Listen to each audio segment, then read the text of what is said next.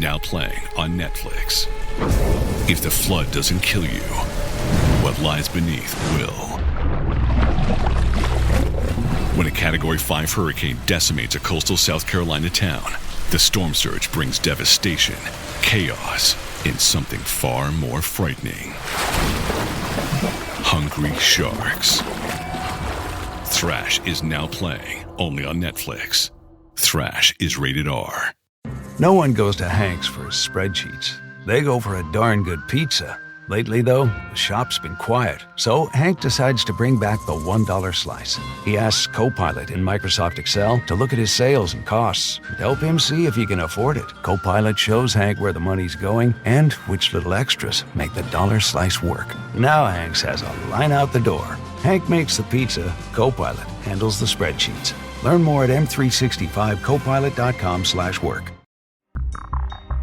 Hey there, Stackers. Happy Wednesday. And if you missed Monday's show, this is normally the week that we take off, but we're not doing that. Instead, lots of people asked if we were going to play our live shows that happened recently, and the answer is heck yeah, we're going to do it. And today we're live from Kansas City, Missouri. Joel Goldberg opened for us with his Rounding the Bases podcast. You'll hear that if you could just go back a few days in the feed. You can listen to his phenomenal interview with Bob Kendrick. And by the way, out of all the interviews that we had either on the Stacking Benjamin stage or our partners in any of the three cities, I think that was the top interview of all for me. I'm a baseball fan, though. So Bob Kendrick is the president of the Negro Leagues Baseball Museum in KC.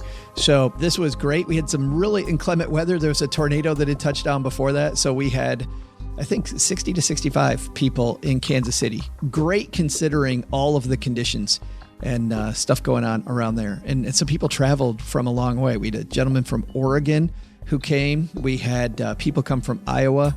It was a really fun group. And the show, as I mentioned on Monday, continued to evolve. You're going to hear some fantastic stories on today's show. Well, enough foreshadowing. Thanks to Bloom with 3 O's and TIAA for making this a reality for us. I'm thrilled that we were able to do this. It still is beyond me that we got to have so much fun with so many people around the country. Let's do this. This is our Kansas City, Missouri live show.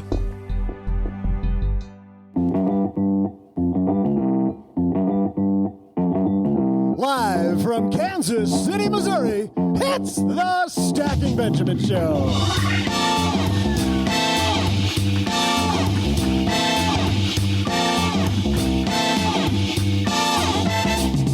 Hey there, barbecue fans and cheese lovers. I'm Joe's mom's neighbor, Doug. And today, we're bringing you an action-packed show from Fountain City, USA. Whoa, whoa. Leave this part to me, Doug. Today, we welcome the Penny Pinchin Mom, Tracie Fobes. From NBKC Bank, Fintech strategist Zach Pettet. The voice of the Kansas City Royals pre- and post-game shows, Joel Goldberg. TIAA Difference Maker 100 winner from Children First CEO Kansas, Kathleen Webb. And featuring the military money expert, Lacey Langford. Our engineer extraordinaire, Steve Stewart. Providing the Stacking Benjamin sound, 11-year-old Garrett Fobes. And from Bloom, our co-host, Chris Costello. Plus, our guest co-announcer, me, Carrie Olsen. And now, three guys who are full of barbecue, boulevard beer, and themselves, Chris Costello, Joe, and say it with me now, folks, oh, G.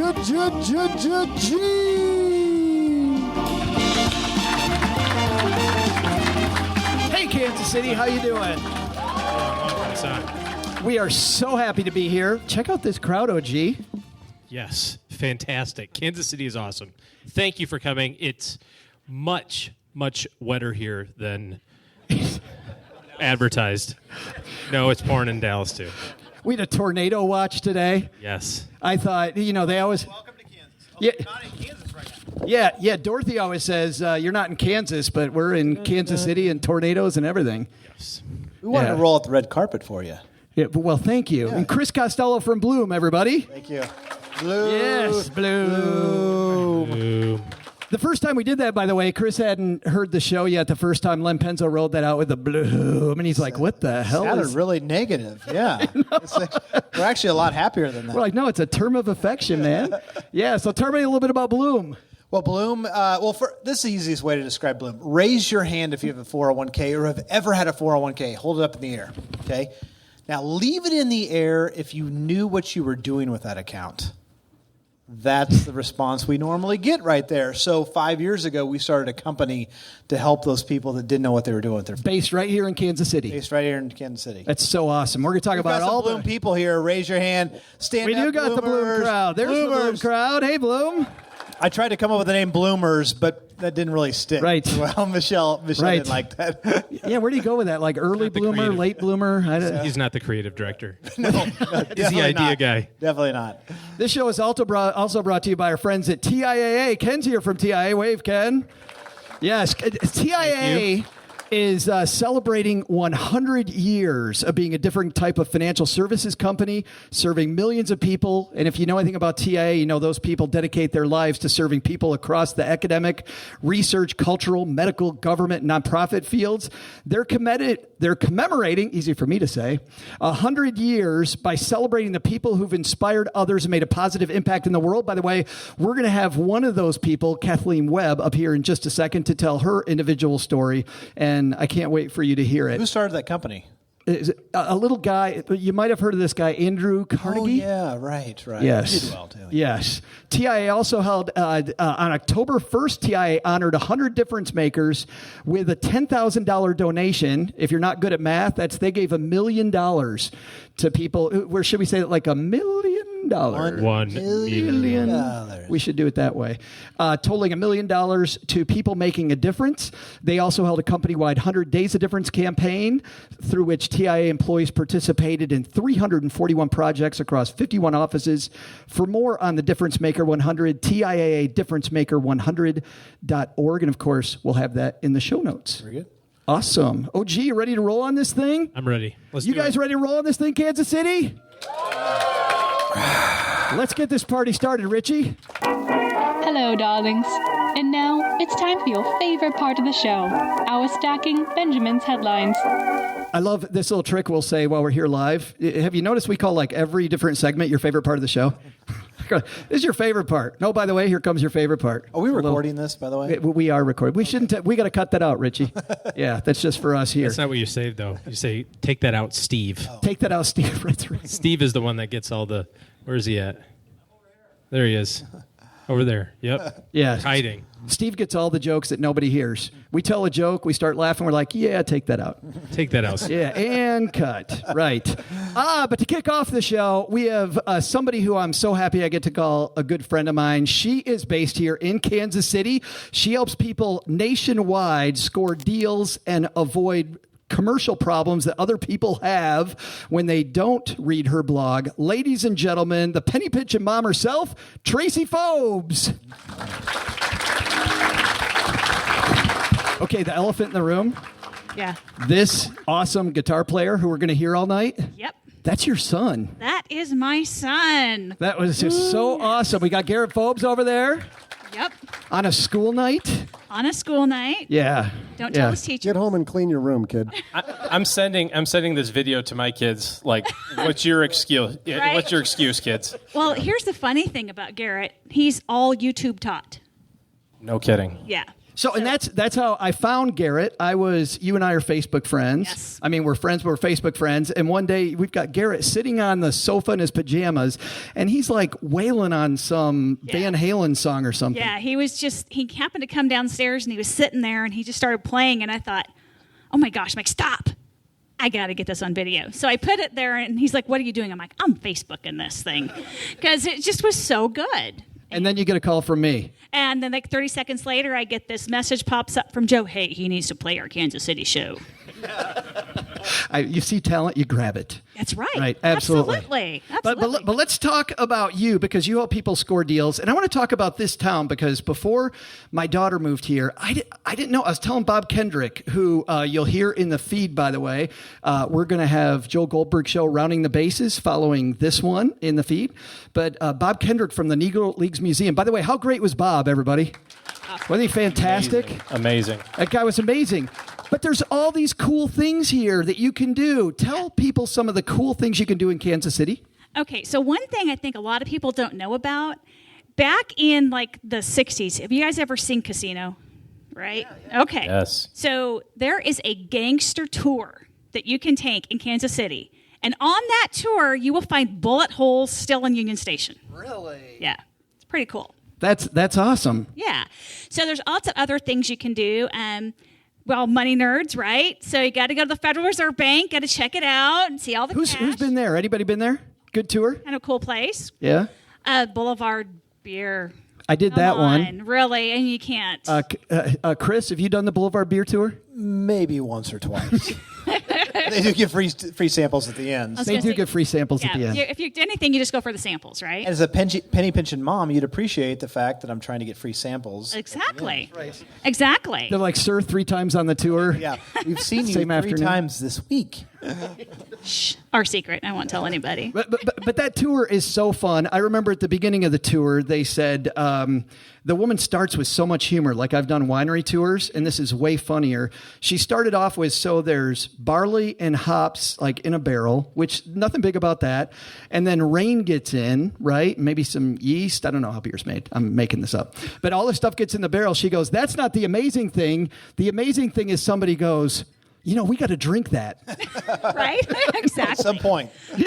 Somebody said that. Yeah. I always think that about like eggs. Like a chicken lays an egg. Like, really? This chicken dropped something on the ground. I think I'm going to crack it open and eat it. I mean, I got to have some of that. Right? Right. That's right. Yeah. Good point. What else we got in Kansas City? There's also lots of family things. One thing that's really cool is the second Saturday of each month in the Power and Light District, we have family fun days. You can come down with your kids, have a lot of fun things to do, because Kansas City's not just for grown-ups. And cost for that? Free. Wow. Who's done that? Anybody done that? Oh, there. See, we got an opportunity here. That's good. Got kids, you guys need to definitely check that one out. Yes, you always know the free stuff. I like that. Yeah. Oh, yeah. The free stuff's great. Nelson Atkins is amazing. I'm excited We went there. That's an art museum in town for people out of town. Yep. It's really awesome. And, of course, if you're here, it is sacrilegious to leave Kansas City without tasting the world's absolute best barbecue. Oh, OG? No. We'll have to have a snack down here because I'm thinking no. I went to FinCon conference with Joe a couple years ago. We were in Charlotte, all right? Meh. And they served barbecue. And I was like, yeah, this is disgusting. Sorry. This is not barbecue. I don't know what this stuff is you're trying to serve me. Let's have a road trip to Kansas City and let's get some real barbecue. That's OG? No. Texas barbecue is where it's at. Yeah. Kansas City barbecue? Yeah. Yes? See? That's what I'm talking about. Texas brisket? Texas brisket. All right. Yep. All right. Deal. Yeah. So the other thing I really like to tell people about Kansas City is one of the websites that a lot of our visitors use that locals don't think about is the visitkc.com website. Lots of free things to do listed there. And one really cool thing they have on there is a deal section.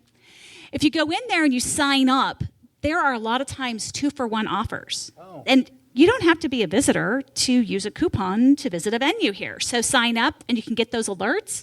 They've got a list of different places you can get military discounts and things like that. So a lot of times when we live in a community, we don't think about looking at it from the outside in. That's so true. When I lived in Detroit, I didn't go to half the stuff there. And then I leave, and every time I go back, I'm like, I got to visit all these places. Yep. Well, that's what you're doing now about your move coming back to Michigan. You're thinking about all the things in Texas that you didn't go to, which is why you're talking about all these great national parks that we have down there and everything. You're I got to go check that out. I got to go back. I'll do that later. I got to go back to Texarkana and see both great things. Both great things. Yeah. So another thing I like to tell people when it comes to finding things to do in Kansas City, who here knows of Groupon? Anybody use Groupon? Yeah. Guys, you got to check that little thing out. There are so many amazing deals. And it's not just things to do. It's food, it's events, it's activities, it's things you can buy in Kansas City. One of my favorite ones to do is if I have to travel. I hate parking at the airport because it's like $727 a day, right? And 30 approximately, right? I'm rounding that up. But you can get really good discounts to get someone come pick you up at your house, drop you off curbside, come pick you back up and take you home for less than what you'd pay if you went directly to their site to book it. That's a great idea. Yeah. So when it comes to things to do in Kansas City, check out Groupon. So it's right there. It's on your phone. In fact, I've used it when I've traveled to different cities and pulled coupons up and done things with my kids right on the spot. There's something else people might want to check out. You might know a website where they can find a bunch of this stuff. I don't know. I maybe have the inside track on that. A Kansas City-based website? Perhaps. Tell me about the Penny Pinchin Mom. So the Penny Pinchin Mom is a website I started just about 10 years ago, believe it or not. And my whole goal was to help families just like us get out of debt. We'd paid off $37,000. And part of that was me figuring out how to budget at the grocery store because let's face it, in Kansas City, our coupon policies suck, okay? I'll just be blunt. So I had to find a way to work through that. And so I started figuring out how to make these deals work. Had friends who said, hey, share that with me. And I said, okay. And a friend goes, start a blog. I'm like, what the hell is a blog? I Googled, what is a blog? Here I am 10 years later. But now I share deals that I find on there in our Facebook group to help families just like mine do the things that they want to do without going broke. And I'm so happy you started the blog, and I'm so happy that I get to know you. I am too. Thank you. Tracie Fobes, everybody. Thank you.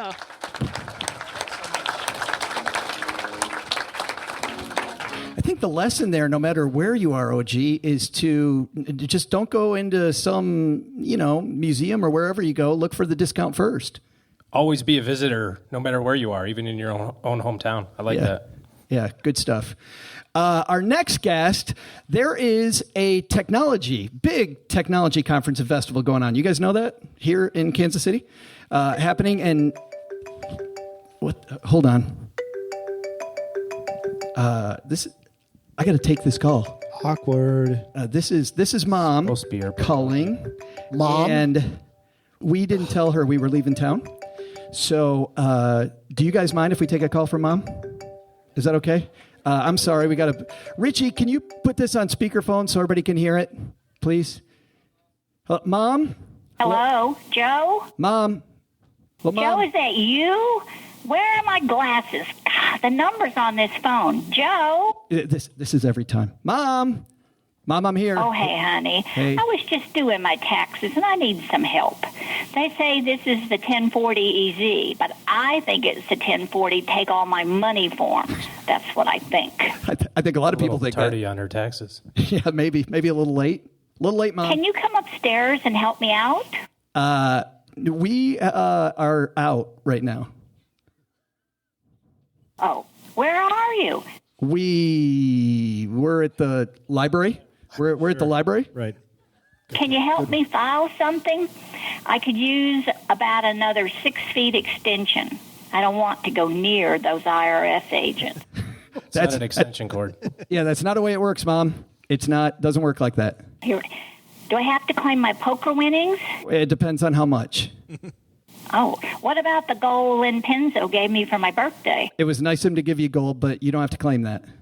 The tequila I brought back from Mexico? The tequila is all yours, anyway. Mom. That was great. The stuff from that trip to Colorado. We don't talk about the trip to Colorado, Mom. We leave that one alone. That's, yeah. Oh, that's funny. I had this weird idea, and this is just plain crazy, but you boys were having barbecue in Kansas City. Ha! Can you imagine that? Somebody edit us out. Why would you get that idea, Mom? There's...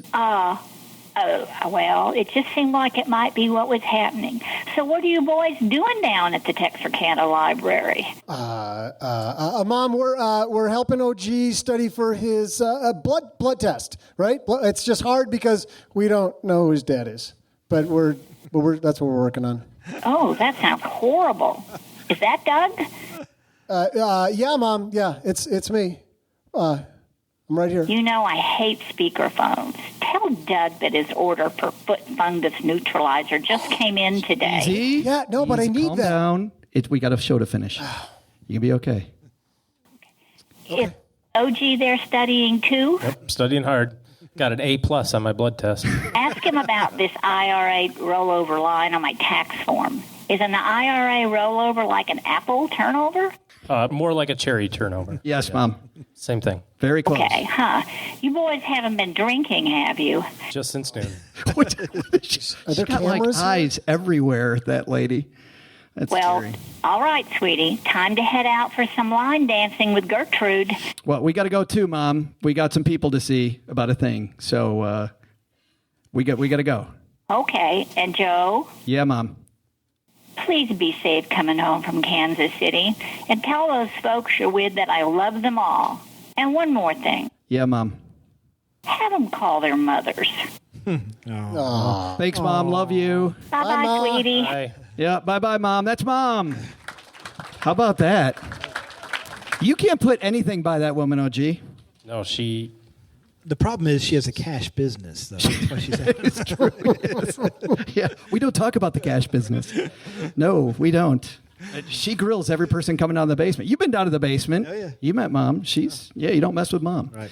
Our next guest you also don't mess with. That's a horrible transition. He is the guy in charge of Fintech for MBKC Bank, and he also is the guy in charge of this huge technology festival going on downtown. Ladies and gentlemen, our friend Zach Pettet.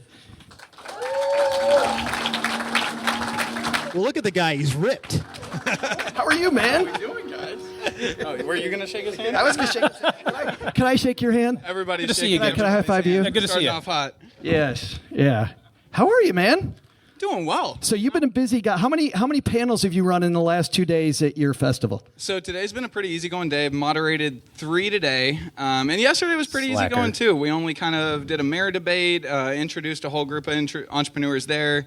It's been nice and relaxed, I just actually thank the Lord for the Bloom team because I got a ride from the bank down here after having been drinking for a while. Nice job. Oh, good. There you go. Good. Thanks. Ladies and gentlemen, the guys You'll who've been fit right in the guy here. who's been drinking for a while is on Help our with a stage. 401k and driving. Yes, that's great. How did you get involved in Fintech? Well, it's actually pretty funny that Chris is up on this stage because he played a pretty big part in it. Kind of 2 ways. One, and I won't go too deep into it because we're having a good time, but my family had a really hard time with finances when I was growing up, and that kind of led me to just asking the question around what specifically caused all that. Why are you having to go to payday loans, things like that, and just created a lot of questions in my life. The second piece is that I did an internship in college at a investment management firm that will remain nameless, and I got to experience what fiduciary or not fiduciary and everything else in that world actually means. And then I was lucky enough to meet Chris, and really, I guess it was my senior year in college, I joined Bloom, and that's kind of how I got into this world, and it's all just kind of snowballed from there. That's awesome. And if people don't know what fiduciary is, you want explain. You want to look that Also, up. you just got a check mark on your bingo card. And that's the key thing right there. Absolutely. Yes. Really, I would important. recommend looking it up on Urban Dictionary specifically. Fiduciary on Urban Dictionary. I'll leave it at that. Oh, nice. Good. Pro tip right there. Hey.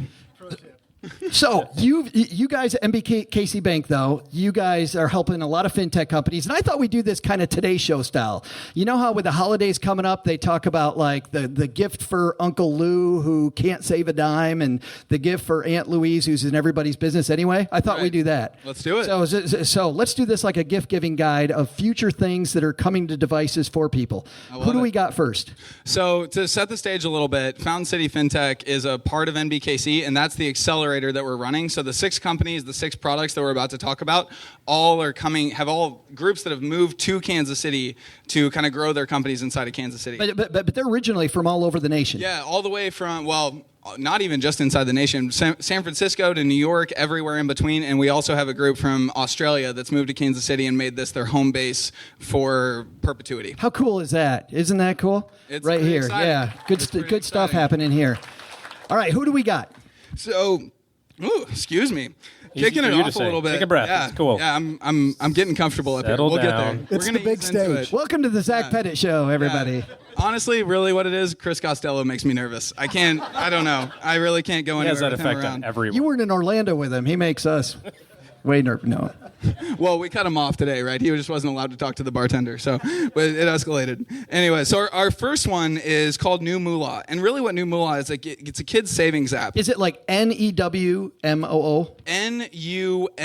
NUMOOLA. So it's Of course. it's the only Obviously. one that's more confusing to spell than Bloom.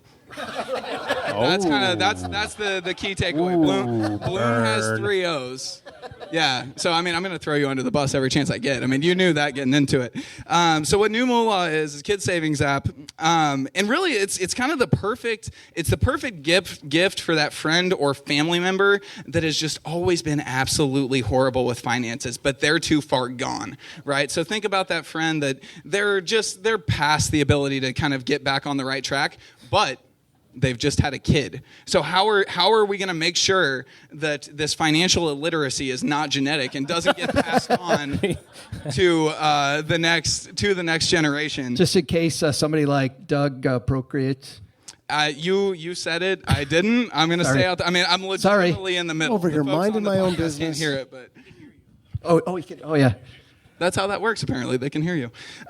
So that's really what it is. If you got a friend, they're so far gone, you've given up on them, but you haven't quite given up on their kid yet. Help the New kids. Moolah is a great opportunity. Just very briefly, what happens?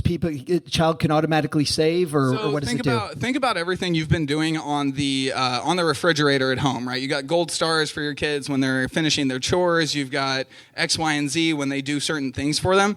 Think about putting all that into an app that also has education in it. So in addition to all those pieces, you're also learning how to deal with real money. And it's actually movement of real money. It's not anything fake or any kind of just gold star. It's actually you get dollars. Wow, so that's it really cool. trains the kid in the early ages. Who else do we got gifts for here, Zach?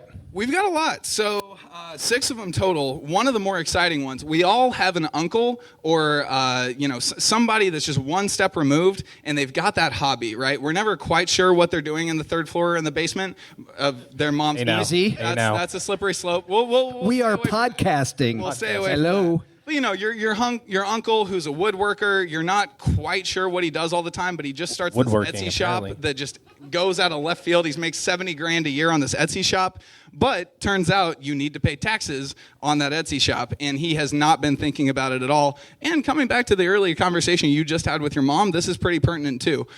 So Track.tax is a company from San Francisco that, and this is going to get into a whole lot of buzzwords, but through machine learning basically helps you figure out what your W-2 income is from home, or from work, I should say, and what your 1099 income is from whatever the thing is, the woodworking thing you're doing down in the basement, and then make sure that you're actually withholding those taxes, and then in an automated fashion. So does this make Joe's mom's business legitimate then? Well, there is no money laundering component, so I think that's going to be tough. I would be closer to legitimate. She's not going to be an early adopter of this technology, then. I would not call. Well, she could be an early adopter. She's just going to need some layers in between her and Track.tax. I love how we have to have conversations like this in Kansas. We can't have this in the basement, these conversations. No, but it actually sounds really good. So you're saying that the W-2 you'd adjust based on what your 1099 income might be, so you're not hit with that big surprise at the end. Exactly, yeah. So that's what it is. Last year's personally, I spent the whole year contracting, and at the end of the year, I had a $10,000 tax bill that I had to scramble for, and I had no idea how I was going to. You didn't do your taxes right, brother? Yeah. Speaking of, what'd you? I said you didn't do your taxes right. You forgot a deduction. That is. I think we need to get Joe's mom back on the phone to explain the deductions. Gosh. I love how everybody out there is like, I have no idea, but we're having like this nerd talk right here. Yeah. We're having a great time. We're cracking ourselves up. This is like a holiday party when I was a financial planner, like us in that. And then I took my W-2 and my 1099, and it was so great. And my wife's like, I'm out of here. Right. It's a beautiful marriage, isn't it? Yeah, and unfortunately, we are running so late, Zach. I got time for actually one more. Okay, sounds good. No worries. So I think at the end of the day, probably the next most exciting one is Savor. And what Savor is, this is the company from Australia. So number one, they moved to Kansas City. Number two, the exciting part is really what they are is kind of similar to Acorns-ish. They're a roundup app. So you know that friend that's never actually going to do anything in their own best interest? No matter what you tell them, they're always going to take the other direction. This is the perfect app for them. You may even have to sneak in and put it on Doug's phone. I mean, your friend's phone. So that they say every time they swipe their debit card, they're saving up a little bit. So the way that we talk about this at the bank is really like the Trojan horse of personal financial management. And we don't mean that in like a, financial protection kind of way. Yeah, that we're not taking any brands there and kind of extrapolating. Do you need a minute, Chris? Are you good? We're more so talking about kind of tricking your friend into saving, trying to convince them to save without them knowing what's happening. So yeah, we'll let his brain go. I love that though, Zach, because we've seen the to get serious for a second, we've seen the whole opt-out thing really works versus opt-in. You know what I mean? You tell people you have to save into your 401k. Sure, a bunch of them end up taking it out, but there's a bunch of other people, roughly half, where the money stays in, where the money wouldn't have stayed in. There's something magical about taking people's brains out of it. Yeah. Zach, the big question, so of the companies you've talked about, are any of these apps available today to download? Are they live yet? So out of the ones that I've talked about today, the one with your uncle who has an Etsy shop is totally available. So track.tax is the one that is up and available. Otherwise, they will all be available within basically the next 90 days. Track.tax, New Moolah for kids, and Saver. Indeed. That's awesome. Zach Pettet, thanks for hanging out with us for a minute. Thank you, guys. That was awesome. Thank Great you. job.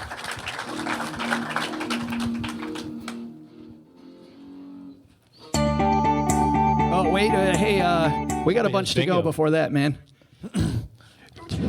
You already have a bingo? What? Holy cow. What? We got 2 bingos. What? Michelle. We're not even halfway through the show and they got bingos. Okay, talk to me afterwards because we got some stuff for you. Claire. Well, as you saw with Randy earlier, Doug's got some great kissing. It does involve cocktails with me. It is fantastic. Yeah, I like how we give people stuff and they're like, "How disappointing will it be?" Thanks. You're clearly not here for the swag. No, that's here for the content. That's Thanks right. for the Post-it notes. Yeah, right.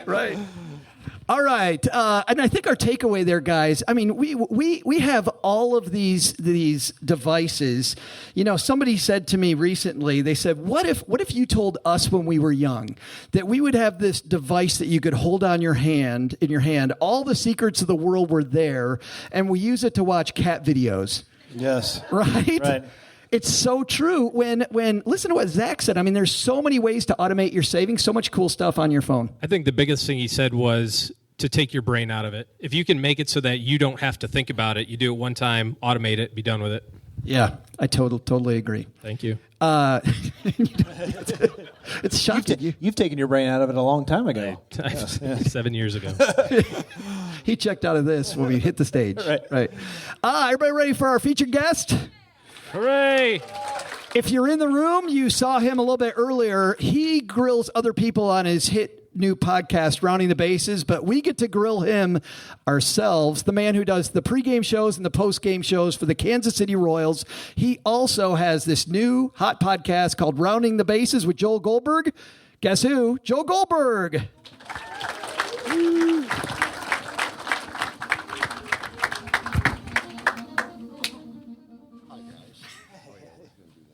Yeah, we gotta. Joel does not know how to speak without a water cooler being poured over his head by Salvi.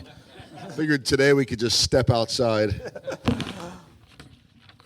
How cool was that on your Twitter? What Chris is referring to is on your Twitter feed. You got two of the Kansas City Royals players kind of holding you, and they're when you guys were just rocking. I won't talk about the Royals or the Tigers this year. We'll leave that alone. Okay, that's fine. Yeah, but they're We beat you guys more than you beat us this year. Okay, moving on. Anyway. Little salt, but they're taking the water cooler and they're pouring it over your head. How cool is that? It's cold. No, this thing started, and I don't even know when or how, but the weird thing in baseball, this isn't just a Royals thing, but Chris knows it's something that has a name in Kansas City. They call it the Salvi Splash. Salvador Perez, their star catcher, big personality, and he likes to be the one to dump the Gatorade bucket on whoever the guest the star of the game is, and I'm interviewing the star of the game. At some point, players in this era decided that it would be fun to dump Gatorade and water and throw things at each other and punch each other. Like, what happened to just a high five? But what's amazing is, like, each time it happens, the amazing thing is, like, they act like they're surprised when it happens. Yeah, this has been a whole routine, too, because what happened, and Salvador Perez, for those that aren't familiar with the Kansas City Royals that are listening, is 6'4", 200, whatever, 50, 40 pounds. He's a big dude. He'd be offended by that, but go ahead. Yeah, right. and he loves to do this. Like, he's just a fun guy that wants to celebrate. And he will see me make eye contact with him when I'm doing this post-game interview. And now he'll like start signaling to me, no, turn him this way, no, turn him this way. And I'll be like, dude, do you want to direct the broadcast too? Like, what's going on here? But, the greater message is this. However silly or cool or fun or not fun it is, it's part of their culture. Like, I talk a lot in my speeches and in my podcast about culture. This is how these players celebrate. More importantly, it's how their fans celebrate. And so fans stay in the stands to watch that Gatorade bucket. And 9 times out of 10, I'm not the target, but I also oftentimes am more familiar to him than, say, the young guy that just came up. I've been here a long time, and sometimes it's just fun to say, you know what, let's get Joel. And when you got a dude that's 6'4" that's saying it's your turn, it's a bad look when you're trying to get out of it, but it's also fun for everyone. So if I can avoid it, I would prefer to, but if they want to dump this bucket on me, I mean, one year they serenaded me on my birthday, live television, and I'm sitting there thinking, I'm just this old dude that's trying to do an interview, and they're singing happy birthday to me. Like, how surreal is this? So have fun, Well, how did you first get into broadcasting and into the organization with the Royals? Well, I've been in broadcasting 24 years, and it's what I dreamed of growing up. And people say to me, "Well, how great of a baseball player?" Even even at like 5 and 10 years old, you wanted to be a broadcaster? 5, I don't remember. 10 for sure, I did. And I don't know at what point, if it was 10, 11 years old, where I realized I'm not really good at sports. I'm okay, but I'm average. Like, I wasn't going to get any scholarship. I wasn't going to do that. But I was the kid at 8, 9 years old. I can remember. It had to have been second grade, because I remember the specific teacher saying to my parents, can you get him to stop coming into school every day telling us everything that happened the night before? So there was an element of wanting to talk and wanting to just tell stories. And in one of my recent podcasts, I interviewed a guy named Pat Williams. And he was, for people that know, I don't even watch a lot of basketball anymore, but for people that have watched basketball, and these are iconic names, he was the one that drafted Charles Barkley with the 76ers and Shaquille O'Neal with the Orlando Magic. And I was connected with him. But the funny part about it was, I remember I grew up outside of Philadelphia before moving to Chicago, that I just remember, like when you're a kid, you have these little images in your head. I remember him coaching third base at least once in my little league. Like, he had a kid that played against me. And we talked about this, and it added up, like the timeline added up. And he said this quote to me, or the soundbite to me, in a recent podcast that resonated. He said, the world is not made of atoms, Joel. The world is made of stories. And that resonated with me, because we all have stories to tell. And it doesn't matter if it's the last guy on the roster, the first guy on the roster, whether it's the entrepreneur, whether it's the big-time, multi-billion-dollar CEO. We all have a story to tell. That's my passion. That's what I love doing, and that's what I've always done. We found that on the podcast, actually. The more over the years that people tell their stories about money, that's what resonates. When we first started, we had facts and figures and a lot of the math. The math isn't what resonates when it comes to money. It's the personal story. Well, the numbers will fill in the blanks, right? And I don't know. I mean, you guys have done this a long time, but it's great when you interview the superstars. But it's more rewarding when you interview the story that no one's heard. Yeah. It's like, wow, this is, people may not know about you, but it's really cool. But even the superstars started somewhere. Everybody has a story. Yeah. Like, for instance, so up until last year, one of the big superstars here in Kansas City was Eric Hosmer. He left in free agency and went to San Diego. I was very close with him. And we were talking one day. His Dad was a firefighter in Miami, originally from New York. His mom grew up in Cuba, defected, great family. And so the Royals had a player named Kendrick Morales, who was a teammate of Hosmer's, and he was their designated hitter, and he was from Cuba. Didn't speak a lot of English, but really good guy, really productive. And I remember saying to Hosmer one day, not knowing that there was a story there, I said, man, how good is, Morales, just the way he goes about his business? And he goes, I've been watching him since I was a kid. And I said, what do you mean? And he said, well, my grandfather was Cuban. And I used to go over to his house when he defected to Miami. I used to go over to his house on Sundays as a kid, and he would make me watch Cuban baseball games on TV. And I watched the teenage version of Kendrick Morales, and I'm like, no one knows that story. Like, how cool is this? And I'm now going to go on television and tell this story. And it really was like a goosebumps moment, because you can't say, hey, give me a story. You got to, and this is something I talk about all the time. It's common sense, and shoot me, I'm guilty of this too. When you hear me on a post-game show say, how does it feel? Oh my gosh, the worst question ever, right? We just won on a huge game. It feels terrible. I mean, like, great. What do you know? It feels awesome. Yeah, awesome. But it is like the how, what, why, when, where questions that sometimes we forget to ask beyond how does it feel. There's a story out there to tell. Well, and people think that this doesn't have anything to do with your 9 to 5, but it really does. It totally even does. in business, when you're working with other people, storytelling and sharing these interpersonal relationships you have makes doing business so much better. And it doesn't mean that we all have to be friends. I don't need to know your story and then we have to go hang out every single day. But if I know something, and it doesn't have to be a deep, dark secret either, but if I know a little something more about you. But if it is a deep, dark secret. Even better. Yeah. Better story. But there just is a deeper connection when you have that, right? I mean, like, I don't consider myself, with any of the Royals players, I don't consider any of them my close friends, but I feel like I have a bond with them that allows me to work closer with them. And this is true in any workplace. Once you build that trust, you can accomplish so much more. Whether it's employee relationship, whether it's with clients, whatever it is, once you build that trust, the walls are down. You can do anything. All right, you ask people on your show, Rounding the Bases, a bunch of questions using baseball analogies. Has anybody ever asked you those questions? Asked you those questions that you ask everybody else? No. Fantastic. Doug did it earlier. Just because he's got the voice. Yeah, we can't share that part of the conversation. No, we'll leave that alone. Go do the clean version. Can I get my shirt back later? So let me ask you these. Your first big hit. Everybody's got this first successful story in business that they had. What was yours? So mine, I think the first big hit would be just breaking into broadcasting. As I mentioned before, it was my dream to be a broadcaster. And I, when I was a kid, there weren't pre and post game television shows for sports, so it's not like it was crystal clear what it was going to be. I just knew that I wanted to be on TV talking about it. But when I got out of college, I went to the University of Wisconsin, and I graduated, and I wanted to be on TV. I'd taken all the classes, and I started applying, and of course, at that point, internet's just starting.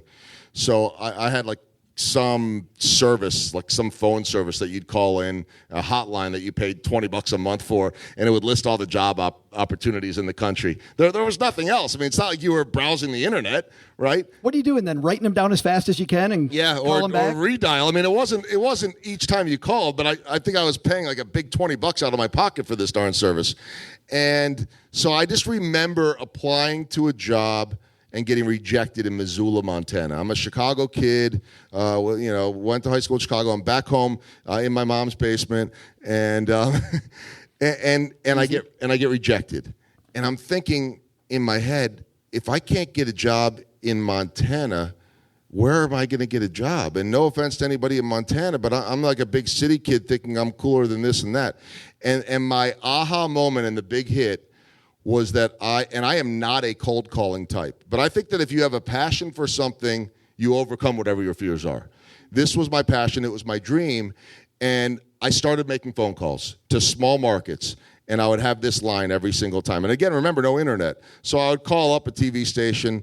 Hi, can you tell me who your news director is? Yeah, it's Joe Smith. Okay, thanks. Bye. Click. 10 minutes later, call, hi, can I speak with Joe Smith, please? In a completely different voice. Yeah, right. And then it'll be, I just happen to be passing through Terre Haute, Indiana next week. I just happen to be passing through Binghamton, New York next week. And I hopped in my car. What a coincidence. What a coincidence.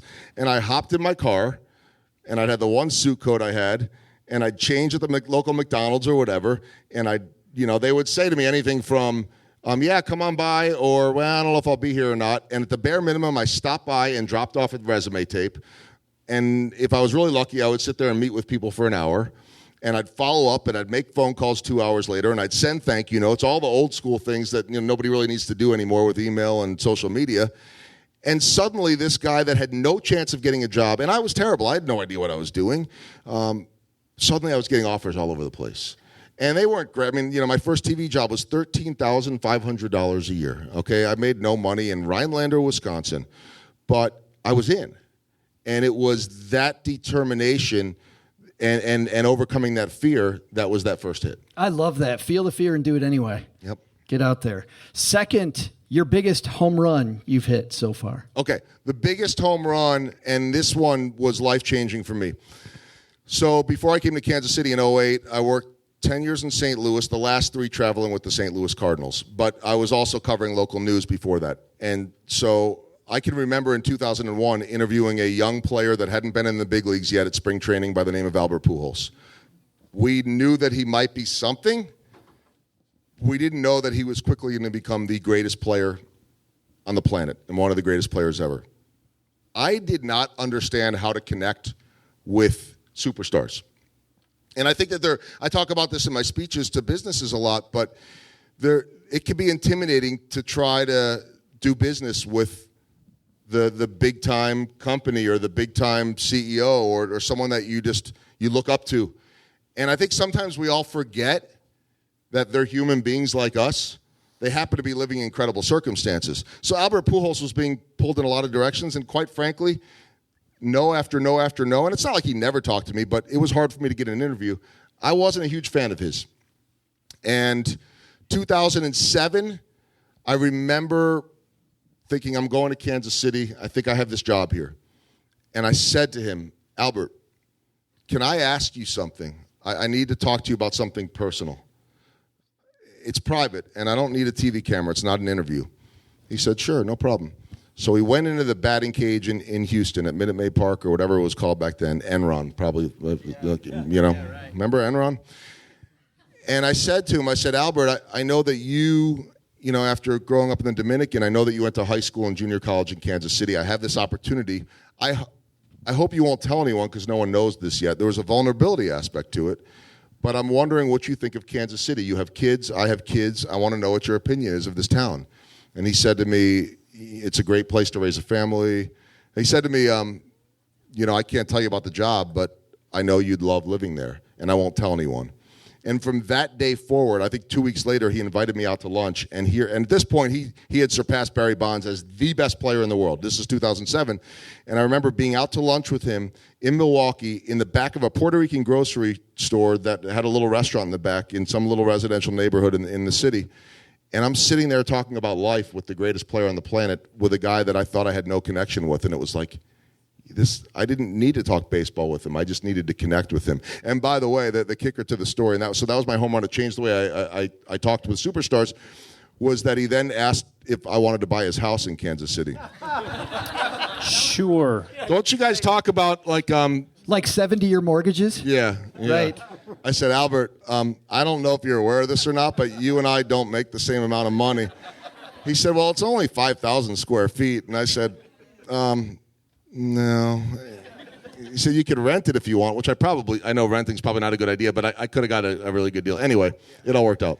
Let me think about it. That's what you should have said. Let me think about it. Let me talk to my wife. But, the kicker to it is that, and he ended up doing a testimonial for my website, my speaking business website, and so he gave me this really great quote. But I'd said to him, this was last year, I got to confess something to you, or 2017. He was in Kansas City for a game with the Angels, and I said, you used to scare the heck out of me. And he said, I get pulled in a lot of directions. I don't trust people. And so it told me that, once you build that trust, you can go anywhere with someone. I love that story. You asked people about a swing and a miss, and I was listening to your show. It's hard for people to answer that question. Well, I tried too hard, right? What was your real big swing and miss? I guess I could say Pujols was a swing and miss. The way that went. I think. There have been swings and misses all along the way, and there were so many moments where I was focused on what the next job was, and then I didn't get that job, and it's what am I doing wrong, and all this kind of stuff. I think that to me, and maybe there's a message here, the biggest swing and miss to me was being sort of stuck in my own box. And, we hear about, being in a silo. Well, I was a broadcaster, and I love what I do.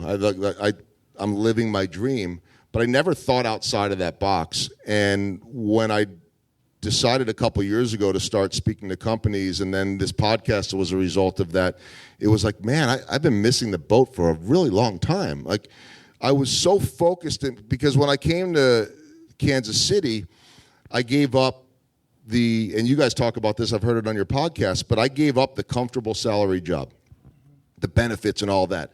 Hey, yes, if you want to go to Kansas City, that's great, but you're going to be a freelance and you're going to have to pay for your own benefits. You're only going to have to work 6 months a year. And you're going to get a year's worth of salary in 6 months, and then you're off on your own. Well, my swing and miss was the fact that I thought that those other 6 months were, let's try to go find some other games to broadcast, and there wasn't a whole lot out there, and I didn't realize and didn't think, wait a minute, maybe I could do some other things. Maybe I could take the skills that I have of getting in front of people, of entertaining people, of making people think and challenging people, and I could do that in a different way. So maybe it's a swing and a miss turned into a positive, because I feel like for 8 years here, I sort of missed that boat and never even thought of it, and suddenly the light bulb went on, and it's like, man, I'm still doing what I love, and now I found something else that I love, and I'm just getting started. So it's, I'm the eternal optimist, so... I'm the guy that I tell my friends all the time, if you want to text me and complain about how poorly the team is doing, I'm not your guy. I'm going to find a silver lining in something. I'm surprised to hear that you enjoy your job, because you don't seem passionate at all to me about what you do. I do tell people all the time, like, somebody pays me to go to a baseball game every day. I know. You got to pinch yourself sometimes. Yeah, I love it. Let's talk about rounding the bases, because I love the show. And obviously, that's one of the reasons we wanted to have you on, but just to highlight how awesome the show's been. But tell everybody that hasn't heard the show yet what you do on Rounding the Bases. So, it really started a little over a year ago, and I'll begin to expand it. I really wanted to interview CEOs, leaders, and it could be a startup to the biggest company. I've had Cliff Pemble, the CEO of Garmin. That's a big deal. To, again, the startup entrepreneurs that maybe no one's heard of, but they have a great story to tell. And I just thought, and sometimes there's some sports talk, but to me, sports talk was too easy. I do sports talk every single day, but how can I take, I mentioned in my podcast earlier, how can I take the lessons of baseball, the everyday life, the successes and failures, and tell other people's stories through those lenses. And there's some unbelievable stories out there. I interviewed a guy named Drew Meyerowitz, who was, I think, my third podcast back last 2017. He was a colonel in the Army. And he led troops in Afghanistan and in Somalia, Black Hawk Down, you think about that. And he lost troops that were under his watch. And now he is the COO of a manufacturing plant here in Kansas City. They make nameplates, things like that. And he thinks that there's more pressure in leading a company and their employees than the pressure of losing servicemen and women in combat, which to me I can't relate to. But his point was that they all knew that their lives could be in danger, and we all knew that their families, tragedy or not, would be taken care of forever. But if we as a company fail our employees, they're not going to have food on the table. So it just, to me, lessons like that, and I just recently had a podcast. I had the privilege of going, so I had missed, before September, I had missed one game in 11 years for a funeral. So I left for 6 games in September, and I had the greatest honor of my career of leaving the Royals for 6 days and going over 9/11 on a USO tour with former Royals, including Hall of Famer George Brett, to Kuwait, and we are doing a live broadcast with 200 servicemen and women from Kansas City on September 11th. What was September 12th over there? How incredible is that? And to just feel that synergy, but also, and I'll leave you with this one because I could go on forever. We were the third, so that was the first base we were at. But the third base we were at that we visited, which we weren't allowed to even say what the location was. It was that secret. And we're asked, this was an Air Force base, and we're asking the commander, like, what are those planes taking off for? Well, they're going over on missions right now to Syria to bomb specific targets. And it's like, this is real. Well, they explained to us that there are like 12 planes, fighter jets on site, 20 pilots, and 1,200 people on the base to make that all work. So when you talk about companies, when you talk about leadership, when you talk about, I'm a firm believer that everyone matters. I see it in baseball. The Royals, when they won the World Series in 2015, the guy that had the game-winning RBI in the final game of the World Series, their first World Championship in 30 years, it was the only at-bat he had the whole playoffs. He was the last guy.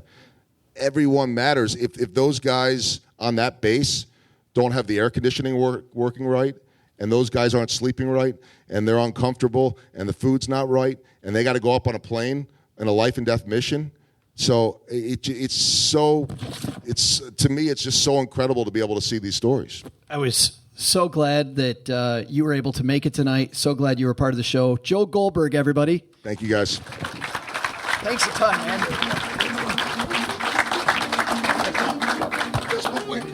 I've never been home. While we get ready for the trivia, we need our trivia contestants to head over by Carrie and Doug. But while we're waiting on that, I want to ask, because I found this out before the show, I want to ask how far people came from. I know some people were coming from Iowa. Some people here from Iowa.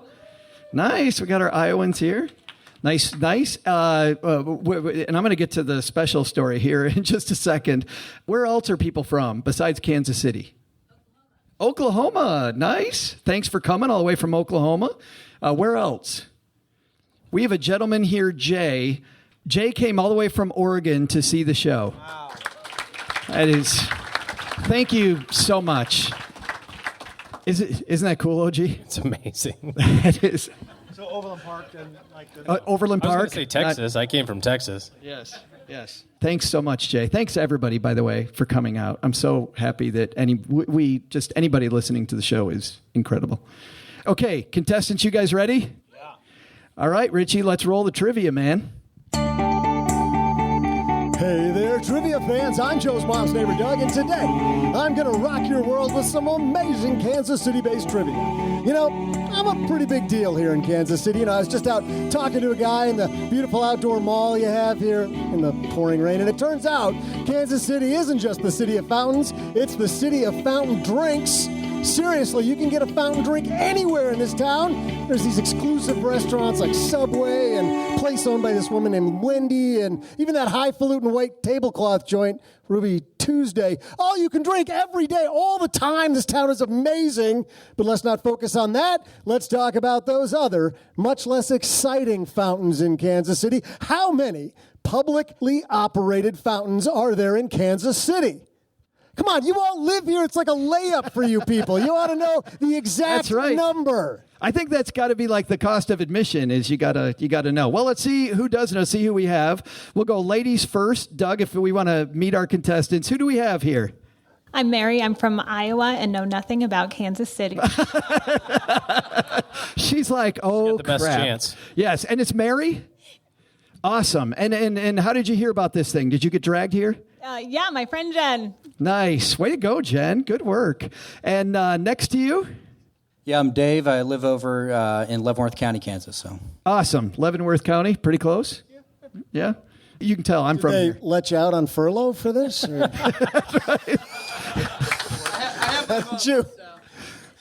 He's got the Dave, right? It's Dave. So Dave's got the ankle bracelet on tonight. Yeah, and then next to you. I'm Paul. I've lived here for about 6 months, and I have not studied the Kansas City area very well. Oh, man. You picked the three worst possible people you could have picked for this. Have you heard the show? My God. Yeah, this is great. This is fantastic. All right, so we've got Mary, Dave, and Paul, right? All right. Mary, we're going to go ladies first. And if you've ever listened to the show, you know that doesn't mean you go first because we play Price is Right style, which means it's the closest without going over. All right. So do you want to pick first, second, or last? It's not Mary's first rodeo. Mary said she's going last for everybody at home. And then Dave, middle or first? I'll go middle. Yeah. Paul, that means you got the bullseye. Paul, do you want to go first or first? All right. So the question again, how many publicly operated fountains are there in Kansas City? I'm going to go 700. 700 with Paul. That is a horrible guess. I'm going to go 14. Mary, you've got a wide berth there. 14 or 700. Worst we've ever done. Save it, Mary, save it. Well, the obvious choices are 15 or 701. Right. You're throwing one of these two guys under the bus. We're going to go 701. 701. All right. So we've got 701 for Mary. I had really high We've hopes got for Mary. 700 for Dave. Or did Dave say Paul had 700? And then 14? 14. 14. All right. You guys ready for the answer?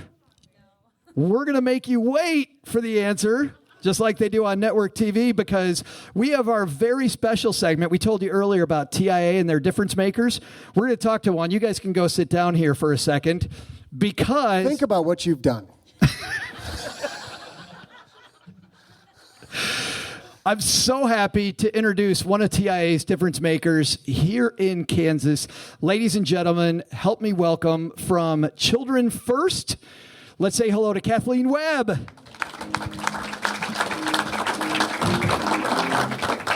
How are you? Great. I'm so happy I get to talk to you because you, as you and I talked a few days ago, and I got to hear your story, I thought this is a story more people need to hear. Thank you.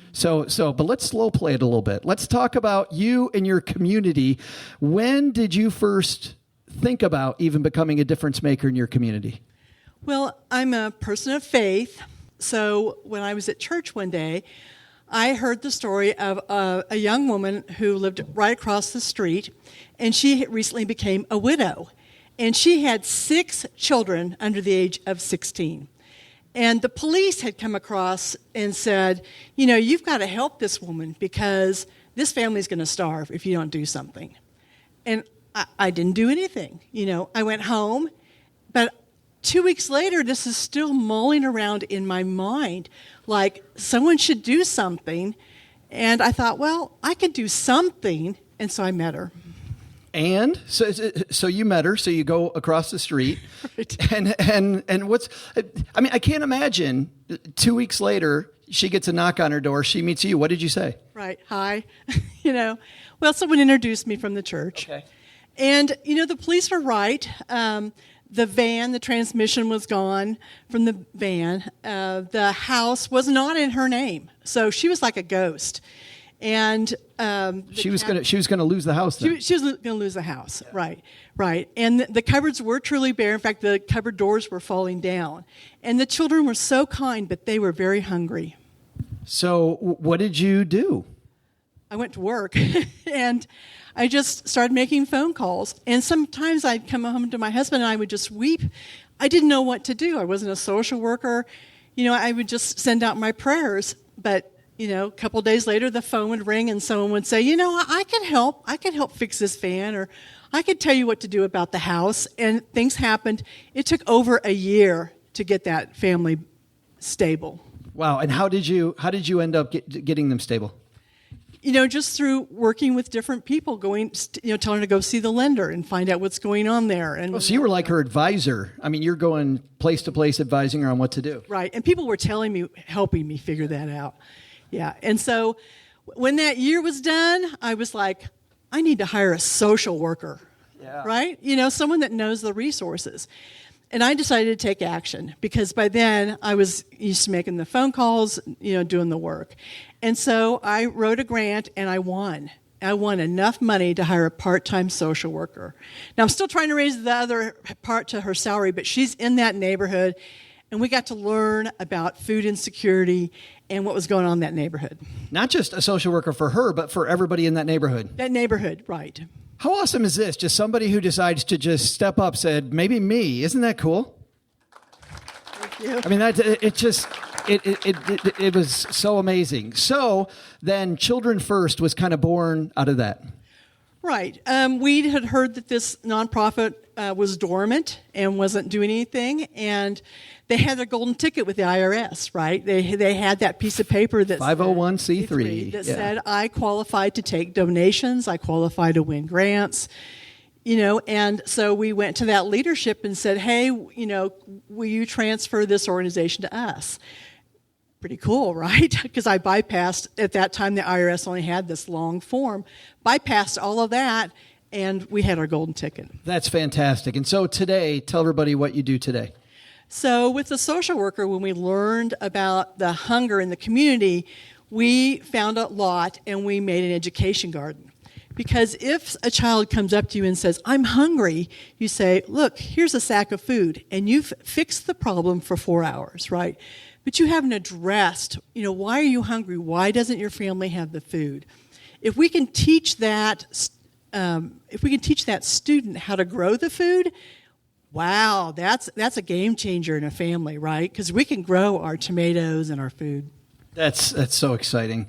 Talk about the kids doing this stuff. How excited are they? Oh, they are so excited. We have it during recess, and we have volunteers in the garden. And so, do I play soccer or do I plant green beans? And they come and they learn, and they are so excited about this food. When we had the garden open house, there was like starter seed potatoes, and this kid came up and said, "Can I eat this?" It was like, "I'm so hungry, I want to eat this now." And you're like, "Well, let's plant it first. Let's harvest some more."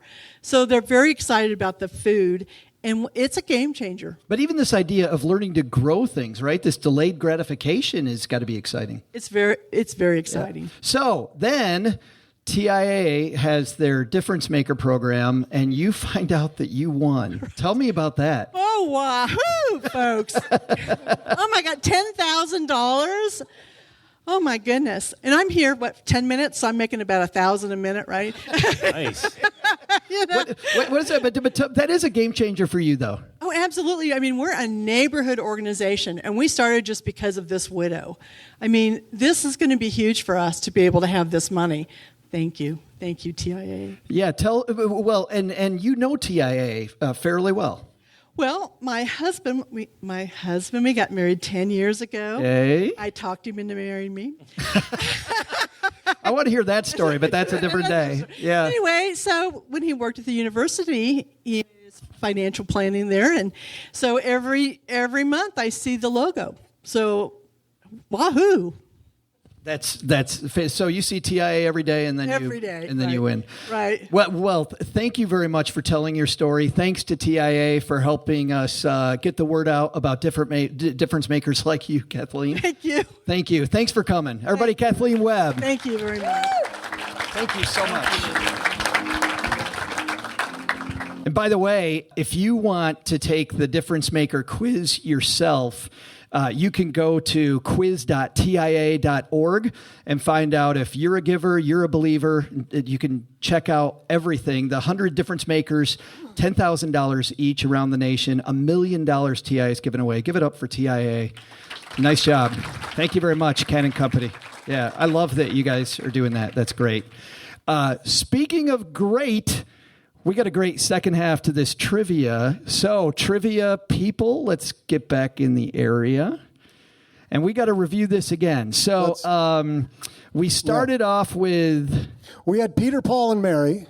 That's exactly what I was thinking. That's who we had. Actually, I really did think about that. They're about to... Dave and Paul and Mary. Dave... Every season there is... Whatever. Yes. Mary from Iowa, so she doesn't know a lot about this.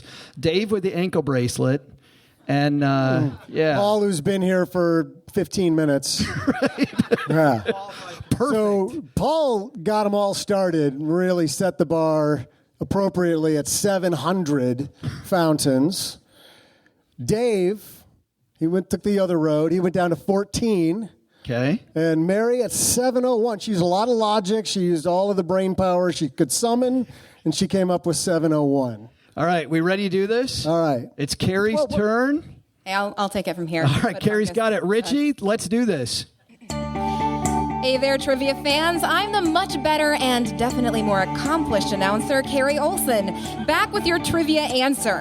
While Doug was talking about getting fountain drinks from fast food restaurants, we all know that here in Kansas City, we have more fountains than any place but Rome. And no, Doug, not Rome, Ohio. But did you know this? Did you know that our own Swope Park is more than 2 times the size of Central Park in New York City? Or that the Country Club Plaza, opened in 1922, was the country's first suburban shopping district. Woo! Awesome trivia. Okay, so while those are great, I know what you're all waiting for. How many publicly operated fountains are there in Kansas City? While there are estimates of over 200 fountains in the city as a whole, the city operates an amazing 48 of them. So Just a bit outside.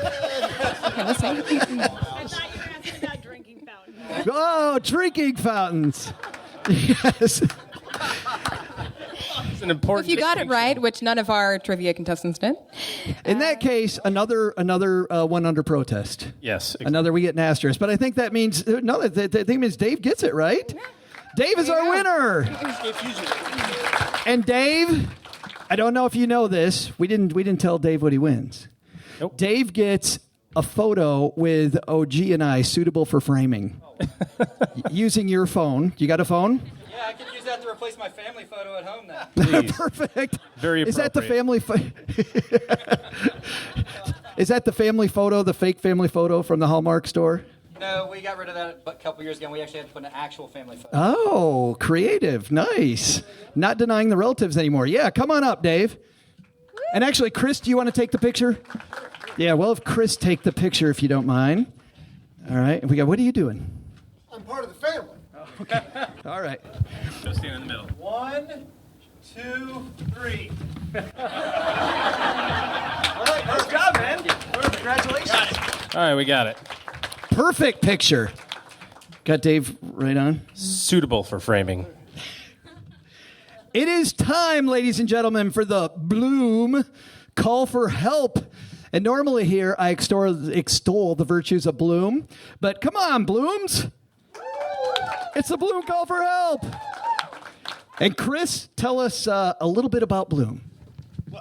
Thank you. There you go. Without a microphone, tell us about Bloom. Yeah. In keeping with the theme of the night, which is storytelling, I think it'd be best to tell the story behind Bloom, maybe. So I don't want to keep it too heavy, but the reason behind Bloom is I think very personal for me in this case, in that, so my father passed away in 2012, never had a single day of retirement. And part of the reason that we started Bloom was that my partner and I had a wealth management firm for many years, and you had to have at least $1 million even to get in the front door of my company. And it was ironic because my own mom and dad didn't qualify, didn't have enough money to be clients of my firm. Now, I don't want you to think I'm a jerk. I was helping them. They were clients, but had I not been in the business... Hey, Mom, we got to talk. Yeah, exactly. We're going to send you over to another firm here. My point is that people like my mom and dad did not have a place to go. And I think about if a company like Bloom would have been around back in the early 70s when my mom and dad were first getting started, could that have changed their trajectory? Could that have put my mom and dad in a position? My dad worked until age 63, unfortunately passed away due to cancer, never had a single day, not one day of retirement. And I think, like, if he could have gotten help at some point back then, would there have been some financial advisory firm that would have helped my mom and dad? Could my parents have had even just a couple years of retirement before my dad passed away? Could they have traveled a little bit? Could they spent more time with my kids, their grandkids? And so we think about that a lot at Bloom. The people that we're helping, the reason why we started Bloom was to help people that didn't have a gazillion dollars, that didn't have access to quality help. And the only other choice they had was to just figure it out for themselves. And in some cases, people are okay doing it themselves. But for a lot of Americans, they're intimidated by finance. They don't understand the difference between large cap and small cap and what we were talking about earlier, modern portfolio theory. Those folks never had a chance to get the quality help that they need. And we know those people sitting back there at Bloom right now, I guarantee you, they know every single day the people that we're helping, we may never be around to see this. We'll be maybe retired and long gone. But there are people right now getting help from Bloom whose lives will be forever changed. There are going to be people that are going to extend the amount of time between their last day at their job and their last day on this planet because of the work that Bloom's doing today. It's an exciting mission. It's only $5 a month. It's actually 10. I'm sorry. It's only $10 a month. We used to say it's the same price as Netflix. Now I think I can say we're less than Netflix because I think Netflix is like $11 a month now. So we are less than Netflix per month. $10 a month. $10 per month. And Joe picks up the first 5. Yes, maybe that's what you meant. Look at the time. Yes. But you head to stackingbenjamins.com/Bloom with 3 O's. That's all you got to remember. Bloom. That's why we call it Bloom. Right. And you can find out more. But thanks for hanging out with us in all 3 cities. Thank you for letting me be a part of this. No, it's fantastic, and we love your mission. Let's answer some questions. So if anybody's got questions, we got time for 2, I think. But while we do that, I've got a question while we're waiting for volunteers. Carrie, I actually have a question for you. How did you get into voiceover work? My husband and I actually had a personal finance podcast for a long time. I actually had a podcast on the show Downton Abbey as well. And I created online training courses. So I got to narrate some of my own courses. So a lot of different things where I was behind the microphone, but not in the context that I am today. And then randomly one day on my way to work, I had just had my first daughter, Amelie, and was looking for a new career, something else that I could do from home, something that would allow me to be more creative. And I was listening to a podcast, and I heard an interview with a voiceover artist. And she talked about what she did, how she worked from home, and it supported her family. And I thought, that sounds amazing. Sounds like something I could do. And I called her up and started getting training from her. And within a couple months was booking work, and eventually got some agents, was able to quit my job and do voiceover full time within 4 months of starting to get training. Within 4 months, from 9 to 5 with somebody else to working for yourself. Isn't that incredible? That's way more impressive than Doug. 5 years I've been doing this. 5 years. And you've made how much money? Oh. We'll talk about my salary later. Yeah. But that's and I know that you got flexible hours, but that also means that you're not working the 9 to 5 anymore. You're working whenever duty calls. Absolutely. So I get to do a lot of it on my own time, which is nice, but I do have directed sessions occasionally where a client wants to direct me. And the cool thing about technology is that I don't have to go into studios a lot. I do it from home. So they'll, sometimes it's over my cell phone. There's other technology, kind of like Skype, where they can direct me. And so in those instances, I do have hours. Yeah. Other than that, if I'm doing an audiobook and the kids are driving me nuts during the day, I can, record from midnight to 2 a.m. if I want to. Living the dream. I don't want to. Right. But I won't say it's never happened. That's awesome. We've got 2 people, by the way, that we want to introduce to you who are with us today. We have the military money expert, Lacey Langford, here. Lacey, come on up. Lacey's going to help us answer questions. How are you? I'm doing awesome. How are you? I'm better now that you're here. You were with us in Orlando. I was. I'm following you guys. and then you're stalking us. But this guy, Chris Costello, says, hey, you got to come to Kansas City. Yes. And I was like, heck yeah, I'll be there. Heck yeah. Isn't that great? So tell us about what you do. Well, I specialize in military and money. I help military service members, veterans, and their spouses stop being fearful of money and start having control and confidence with it. And I do that predominantly through one-on-one coaching. Awesome. And we also have Mr. Steve Stewart here with us. Steve is not just our engineer. Steve had, for a long time, had a podcast called Money Plan SOS that back in the day... Back in the day when I was starting to podcast, Steve was my hero. Steve's still my hero. And you are not a believer in credit card reward points. Not at all. We don't want to start that here. No, That'll take the whole show in a different direction you don't want to go. Yes, you are a cash lifestyle guy. That's right. But you paid off your mortgage way early. Yeah, December 2015, we paid off our mortgage. We started in the year 19. Oh, gosh, I hate when everything starts with 19. It makes you sound so ancient. But we bought it on a 5-year ARM back in 1998. And then we refinanced a couple years later and finally got it down to where we just paid off the thing by 2015. And there's no debt. No debt. Yeah, how old were you when you got rid of all your debt? I'm 50 now, so I've been 47. 47 years old, no debt. Wow. No debt at all. That's absolutely fantastic. Yeah, it's great. No debt, no credit, no problems. That was your slogan. Yeah. Yeah, for all those years. So here's the deal. If anybody has a question for our panel, there might be some swag in it. See, we got to bribe people to ask us a question, OG. I have a question if people just want to let me get started and get warmed up. I was wondering what Doug's success rate is with that shirt outside of Sizzler. I mean, just so the ladies know, like, just the playing field. Like, I'm just curious. I'm laying it out for 80% of the time, it works all. That's right. It's very high. This is a spectacular shirt. Hey, actually, though, Joe, so a woman came up to me earlier. She handed me a note. She was too shy to ask a question. She wanted to remain nameless, but this is a legitimate question that I think experts like you guys can answer. So Michelle asks, what is the difference between... Oh, I'm sorry, Michelle. I wasn't supposed to say your name. Michelle... I want to remain anonymous. When am I going to learn? Michelle Smith wants to stay nameless. Yeah, so anyway, she wants to know what's the difference between an FSA and an HSA. Her husband only has an FSA. How do we get an HSA if he doesn't have one at work? So you might talk about what's an FSA and what's an HSA and then how she can get one. That's all them. That sounds like an OG question. What's an FSA and what's an HSA? Great question, Doug. I mean, Michelle. No, it really was Michelle, though, huh? Yeah, okay. So FSAs are flexible spending accounts. You got to spend them by the end of the year. That's the big drawback with them. A lot of times people are going to use those for things like your dependent care or expenses like that. An HSA you can use year after year, and so you can accumulate money in it and use for healthcare spending. The big problem, though, is that if you don't have an HSA at work, you kind of have to have it tied to your healthcare plan. So if you don't have a high deductible healthcare plan at work, well, that's good because you're not paying high deductibles for your healthcare. But then you also can't contribute to the HSA. They kind of go one and the same.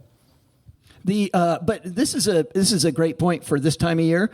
It's important to think about that money in your flex savings account, FSA, right now. Use it or lose it. Yeah, you got to get rid of it by the end of the year. It has to be gone by December 31st, or the expenses by December 31st. Somebody knows better than me on the tax issue with that, but it's for an expense for this year. And if you still have it at the end of that, it just is gone.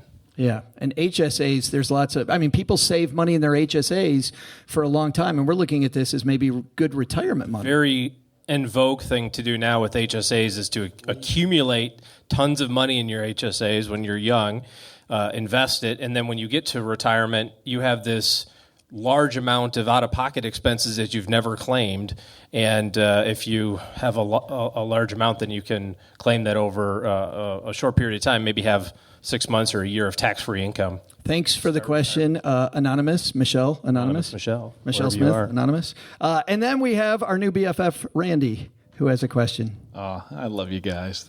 We love you, Randy. Okay, so this is a question I have been pondering for months now. Oh boy. I have got to know why 3 O's in Bloom. Oh, there's a question.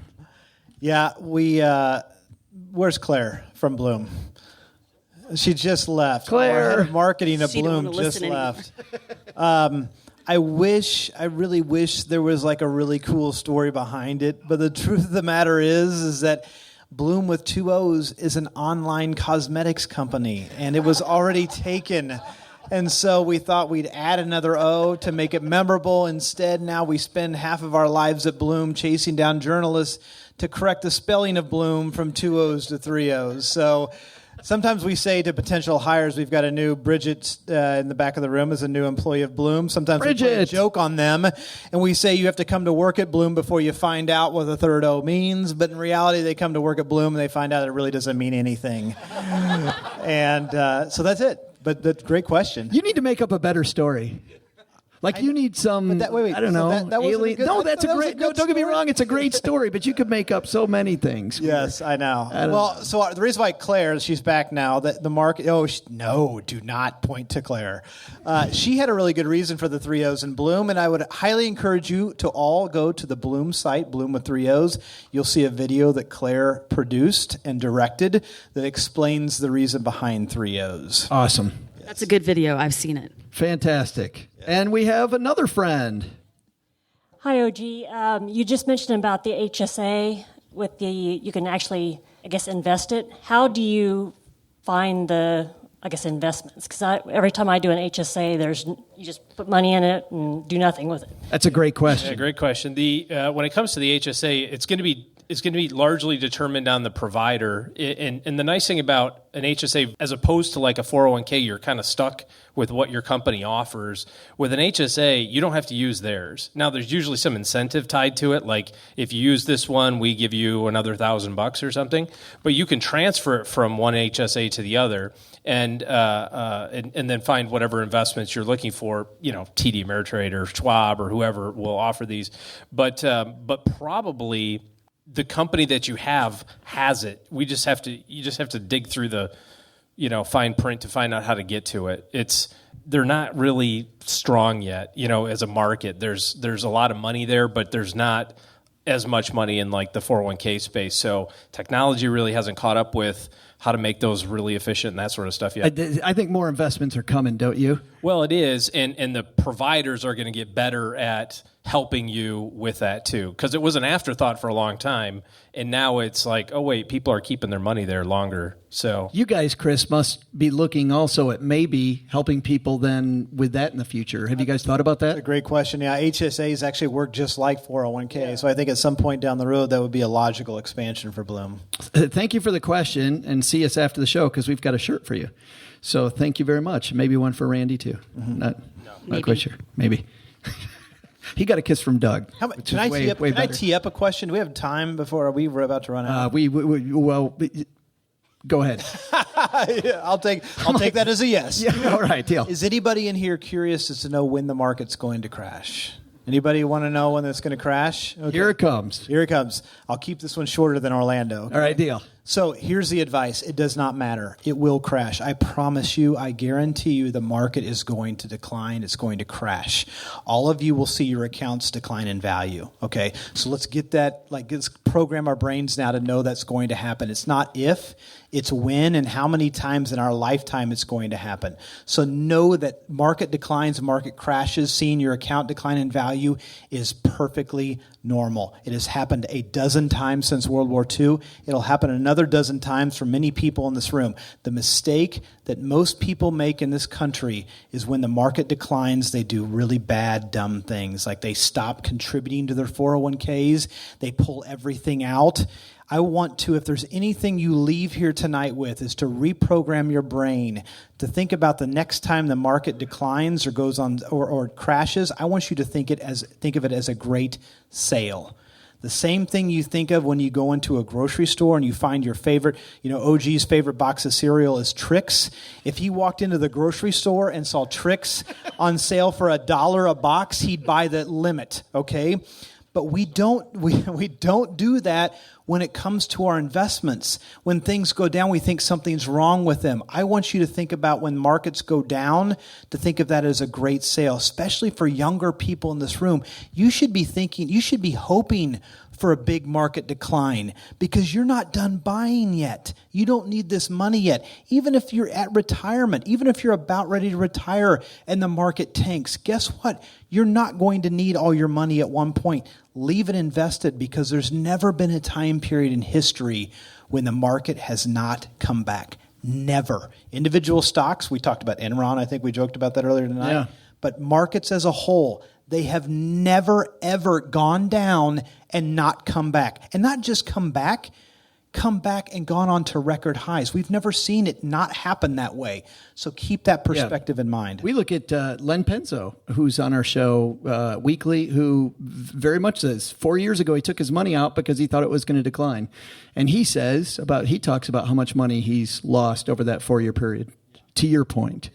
Oh, boy. When you sell out, you have to be right twice. You've got to be right in selling. Yes. You have to be right to buy back in. Yes. Did you just give fantastic advice on our show? You're going to ruin our reputation, man. And we can edit that out. Take that out, Steve. Edit it out. Steve. And speaking of Steve and Lacey, thank you for helping me. You guys got to be exhausted with all the question answering you did. That was tough. Yeah. It was really tough. Thank you very much for hanging out. Lacey Langford, Steve Stewart. Thank you, everybody.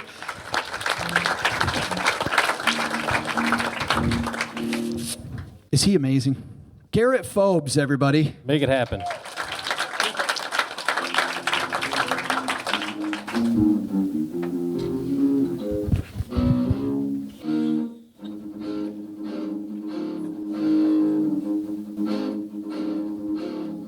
Sing it, OG. Wait, man. Pretty awesome. That's so cool.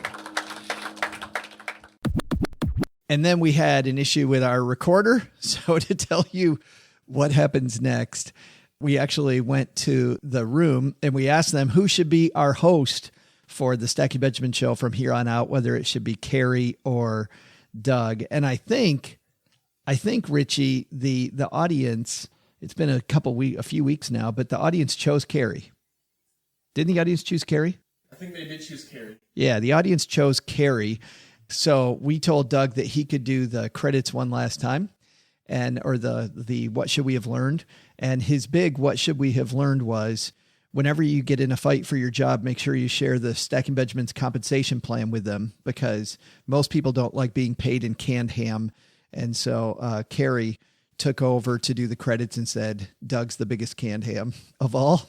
And that she would go ahead and let Doug keep his job. So Doug ends up keeping his job. But then we go into a period of silence for some reason or another, which I won't explain. And then I'm not allowed to explain that by the rules. And we played the same game we played in Orlando. If you heard the last episode, if you didn't, it's called Never Have I Ever. And we start off with never have I ever hidden purchases from my spouse. And we only have a little bit of it because we hadn't yet detected exactly what the problem was with our recorder. And so we'll give you a little snippet of that, and I'll be right back. My mind went the other direction, so we'll just be here all week, folks. Never have I ever hid a purchase from my spouse. Absolutely. I'm judging all of you. Yep. Not since yesterday. Tracy, what did you hide? Yes. Oh my gosh, too many to count. And maybe that's why the first one ended in divorce. Who knows? Oh, maybe. Oh, wow. I kid. No, actually, we don't even want to go why that ended. But I have, you just have little things like you put on the new shirt. Is that new? Oh, no, I've had this forever. And he's like, oh, yeah, I remember that, because he doesn't want to look like he's not paying attention. So That's a good play. I remember distinctly an event when we were first married where I was going to the casino all the time. It turns out I won a lot.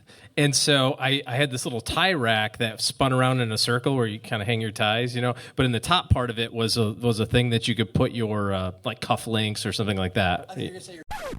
And OG, to finish that story, said that he had a bunch of money in the top of his secret compartment when he won. And his spouse found all that money. Mrs. OG found it. And so that didn't end well. But then we moved on to another piece, which was who pretended they knew a financial term and they didn't really know a financial term. And Zach was answering his experience making up financial terms when he didn't know what he was talking about. It happens. Can I say one thing? I used to do customer service for Bloom, so. Nice. I feel like we're really getting deep Fake it here. till you make it, Zach. Fake it till you make it. I was this is horrible. Trust tree. Trust you. Yeah, nobody listens to the show. So this happened to a lot of you. I saw a lot of I have. I was a first-year financial planner, and I did. My client would say, oh, I've got something. I'm like, yep, I know exactly what that is. And then they would leave, and I would immediately go look up what the hell we're talking about. Like it was all dogs and, this is horrible, but it was all dogs and ponies. It was, which is funny. When I was a young advisor, I always said, oh no, young advisors are fantastic. You should get the advisor who's in their first or second year. Now I'm like, no. Google didn't exist back then. Google didn't, right. So I'm looking it up. No Wikipedia for me, right. Who else pretended? No? All right. We got one more? Chris got one. Never have I ever financed, meaning put a vacation on a credit card. This question was interesting 2 weeks ago when we asked this in Orlando, because obviously we're at the home of the biggest ripoff vacation on the planet. We're not in Orlando anymore. So how many have? So we had I think a fairly well-behaved audience here, because I think Disney is guilty of coaxing a lot of families into putting that big expensive vacation on a credit card. Because you know what? If you're a parent and you haven't taken your kids to Disneyland or Disney World, you're a bad parent. Somehow they've propagated that myth. We actually did that 2 years ago. We took our kids on a 10-day Florida vacation, the Legoland, the Disney, the Universal. 100% paid for in cash. The only thing we did is we did finance all of our food on our Discover card so we could get all the cash back to pay for part of our food. Got some discounts in there too, if I know you. Yeah, just a couple. Might have but had it was all paid for. About this. I need that blog. How much, Tracy, did that cost? You did Legoland, Universal, and Disney. Is that what, 16 bags of money? 17 bags of money? I think it was, we ended up doing it for like 9 or 10, and that was airfare round trip. Yeah. So. Wow, that's an expensive vacation. It was an expensive vacation, but it was a once in a lifetime. As long as you plan for it, though. I must be a horrible parent because I've never taken my kids to Disney. Terrible parent. I know. Put me in that group. Boo. So, as a personal finance blogger, are you the one person at dinners that people actually feel comfortable asking how much you spend on things? Because he never would have asked Chris that. He never would have asked Joel that. I mean, it was just like, oh, so how much did you spend at Legoland? And it's funny. And I would tell people, I'm like, oh, yeah, we did this. It's like, have you seen a meme on Facebook? Like your dress. Thanks, I paid $5 for it. That kind of thing. So, yeah. Bragging rights. I love this game, everybody, because as you can see, it's everybody makes mistakes, and we've got some really smart people up here. And it's not about making mistakes or being embarrassed about your mistakes. It's about going ahead and making them and getting back up and living another day. So thanks a lot, guys, for playing. Thanks so much, everybody, for coming. That's going to do it for tonight. Thank you.